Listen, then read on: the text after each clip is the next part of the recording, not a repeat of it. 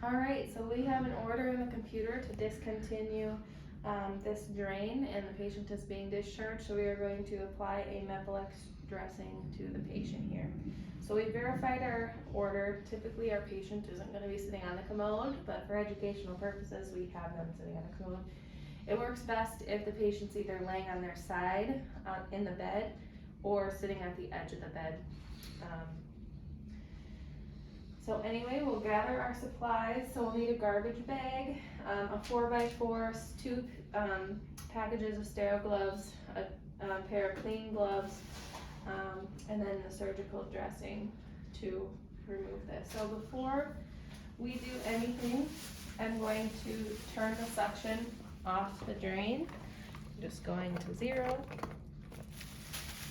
Another thing too, if you aren't, let's say this was last night before the patient day of discharge, if you notice that the patient's drainage isn't changing, you can strip the drain by just using your fingers to see if that helps. Make sure that there's no clots in the tubing so that that blood isn't building up in the patient's back, because that won't feel good for that extra pressure back there. So I turn my drain off.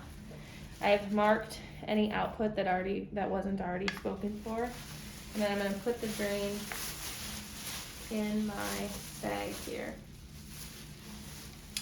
I'm going to get as much of the tubing in there as possible, so that way when I pull the drain out I don't have to worry about a long bloody cord everywhere. So that can just set aside, and then do hand hygiene and put on a pair of clean gloves.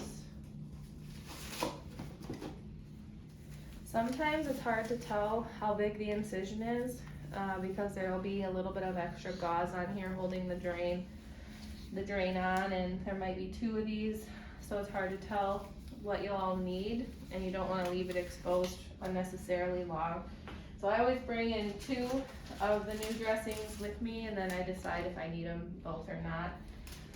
If we have a really long incision that's going, very bottom of the back to the very top of the back, if we have to do multiple layers, we may have to cut a piece of the Mepilex dressing so that it fits appropriately. But I also brought a suture removal kit. If I were to need to use the scissors, I could do that. Sometimes the drain hole, you don't want to cover the drain hole with the sticky part, so you may need to cut a piece off to accommodate for that. Alright, so we are going to start by removing the dressing. Got my clean gloves on.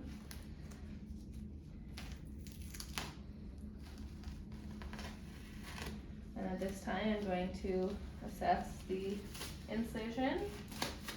Staples look real good there. I'm going to perform hand hygiene, and then I'm going to prepare to remove the drain.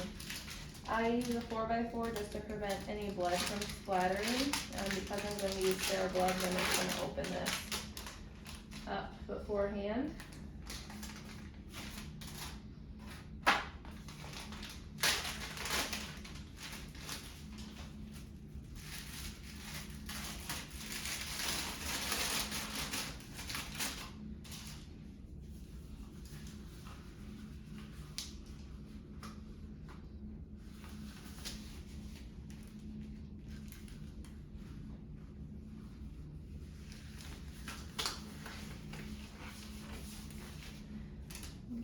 Gauze.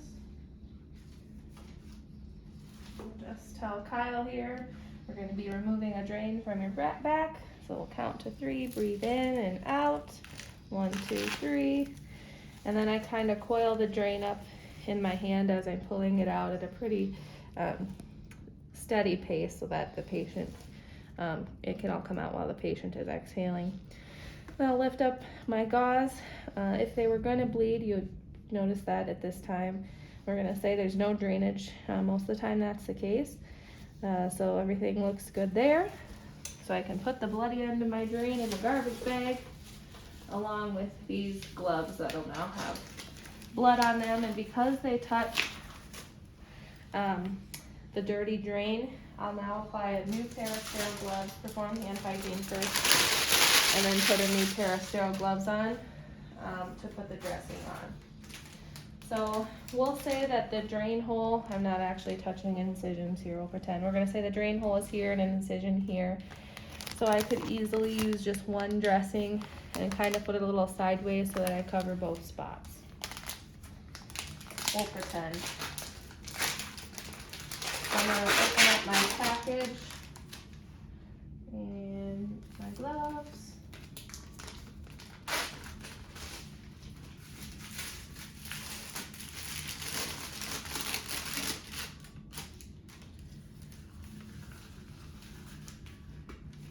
So this dressing will be good for 7 days. It's waterproof. The patient can shower with it. Just avoid water from directly hitting it if possible. If for some reason it doesn't stay on for 7 days, we'll just educate the patient that they could do a gauze dressing change every day. Instruct how to do that before they are discharged. So we're gonna start by peeling off the middle one here.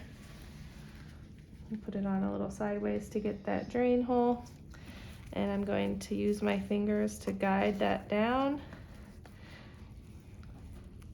And just pull little by little, because if you don't get it nice and tight and straight on the skin, it'll stick to the dressing itself, and then it's no longer waterproof and kind of defeats the purpose of the dressing. So just go nice and slow to make sure it peels evenly.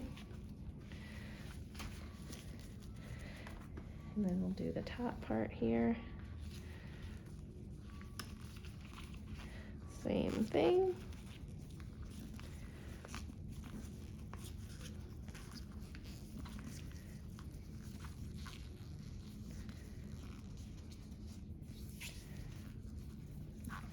And then just the last piece here. So this will stay on 7 days from today.